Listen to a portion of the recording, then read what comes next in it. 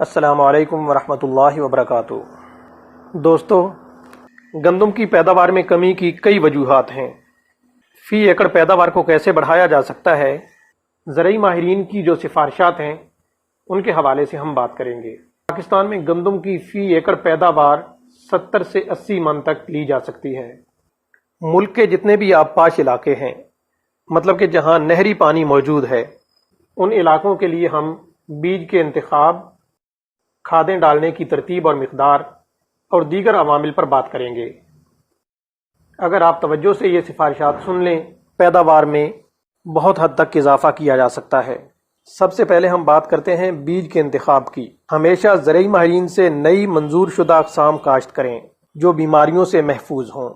زرخیز علاقوں میں جو 3 بڑی اقسام کاشت کی جا سکتی ہیں، ان میں اکبر، غازی اور فخر بکر شامل ہیں۔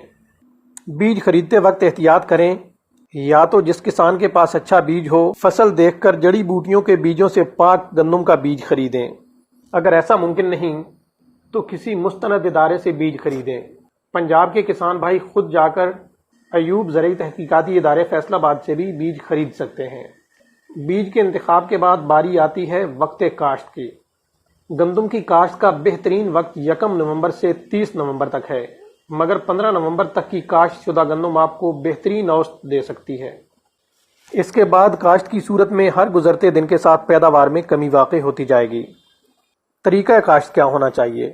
دوستو، ایسی زمین جو ریتلی ہو یا نرم ہو اور 6 گھنٹوں کے اندر اندر پانی جذب کر جاتی ہو تو کوشش کریں کہ اس زمین کو خشک تیار کر لیں۔ گندم اور کھاد کا چھٹا کریں، ہل چلائیں، یا پھر خشک ڈرل بھی کی جا سکتی ہے۔ اس کے بعد پانی لگا دیں۔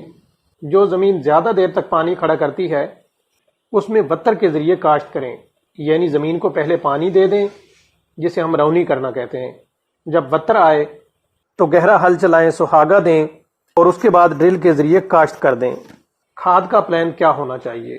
اگر گوبر استعمال کیا جائے تو 1 بوری ڈی اے پی یا 2 بوری نائٹروفاس، اور اگر گوبر استعمال نہیں کیا تو 2 بوری ڈی اے پی یا 2 بوری نائٹروفاس کاشت کے وقت استعمال کریں۔ ٹھیک 1 ہفتے بعد لازمی ہلکا پانی لگائیں اور 30 سے 40 کلو یوریا اور ہیومک ایسڈ بھی دیں، تاکہ زمین سخت ہونے کی وجہ سے جو پودے نہیں نکل سکے وہ بھی اگائیں۔ دوسرا پانی پہلے پانی کے 21 دن بعد 1 بوری اینگرو کی زرخیز پلس یا نائٹروفاس کے ساتھ 25 کلو یوریا ملا کر لگا دیں، اور اس کے بعد جڑی بوٹی مار سپرے لازمی کروائیں۔ تیسرا پانی اسپرے کرنے کے 27 دن بعد 1 بوری گوارا کھاد کے ساتھ لگا دیں، اور چوتھا پانی تیسرے پانی کے 27 دن بعد گوارا کھاد کی 1 بوری کے ساتھ لگائیں۔ پانچواں پانی درجہ حرارت اور فصل کی حالت دیکھ کر گوب نکلنے کے دوران لازمی دیا جانا چاہیے۔ کسان بھائیوں، یاد رکھیں کہ گندم کا دانہ جب دودھیا حالت میں ہو، یعنی ابھی بن رہا ہو، تو پانی لازمی دینا چاہیے۔ جیب اجازت دیتی ہو تو 1 بوری پوٹاش بھی وقت بجائی شامل کریں، اور اگر ایسا نہ ہو سکے تو گوب کی حالت میں سٹے نکلنے سے پہلے 2 سپرے 7 دن کے وقفے سے کیٹالسٹ یا کسی بھی کمپنی کی کلورائڈ سے پاک پوٹاش کے سپرے کروا دیں۔ رونی کرنے کی صورت میں پہلا پانی بوائی کے 20 سے 25 دن کے اندر لگا دیں۔ اس کے ساتھ بہت ہی ضروری بات جو ذہن میں رکھیں، اگر گندم کے لیے گوبر کا استعمال کر رہے ہیں تو کم از کم 3 سے 4 ٹرالیاں ڈالیں۔ اس سے گندم کی پیداوار میں خاطر خواہ اضافہ ممکن ہے۔ البتہ نرم اور میرا زمین میں مرغیوں کے فضلہ جات کو استعمال نہ کریں، کیونکہ اس میں نائٹروجن کی مقدار زیادہ ہونے کی وجہ سے گندم کے گرنے کا اندیشہ موجود ہوتا ہے۔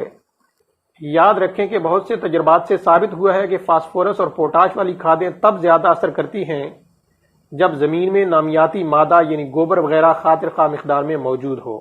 گندم کے لیے یوریا کھاد کے زیادہ استعمال سے اجتناب کریں۔ یوریا کے زیادہ استعمال سے گندم کے گرنے اور فنگس سمیت دیگر بیماریوں کے حملے کا خدشہ بہت بڑھ جاتا ہے۔